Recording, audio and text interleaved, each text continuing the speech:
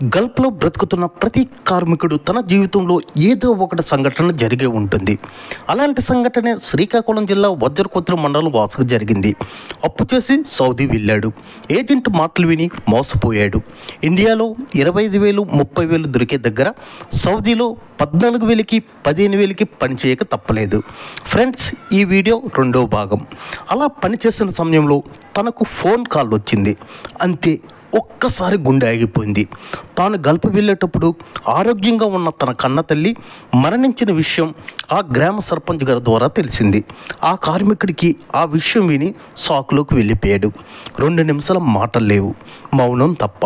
కొద్ది క్షణాల తర్వాత షాక్ నుండి తేరుకొని వాళ్ళ అమ్మగారు ఎలా చనిపోయిందని అడిగారు. సర్పంచ్ గారు అయిన తన చిన్నాన్న మొత్తం వివరించారు. రాత్రి 10 గంటలకి బ్రెయిన్లో స్ట్రోక్ వచ్చింది. వెంటనే డాక్టర్ అప్పలరాజు గారి దగ్గరికి తీసుకువెళ్ళాం. ఆయన అమ్మను చూసి పరిస్థితి బాగోలేదని చెప్పారు.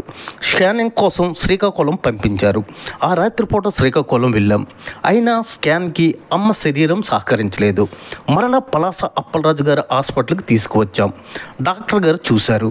బ్రెయిన్లో స్ట్రోక్ రావడంతో కోమాలోకి వెళ్ళిపోయింది.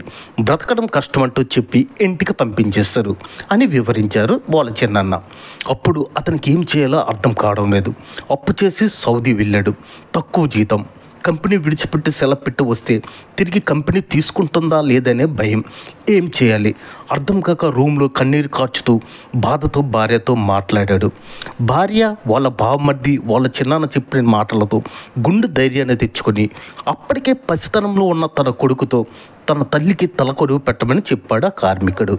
ఆ ఊరిలో అతి చిన్న వయసులో శ్మశానంలో తలకొరువు పెట్టే పసిపిల్లడు ఆ కుర్రవాడే. ఇలాంటివి ఎందరో గల్ఫ్ కార్మికులు అనుభవించే నరకాలు చూస్తే మనసు చలించిపోతుంది.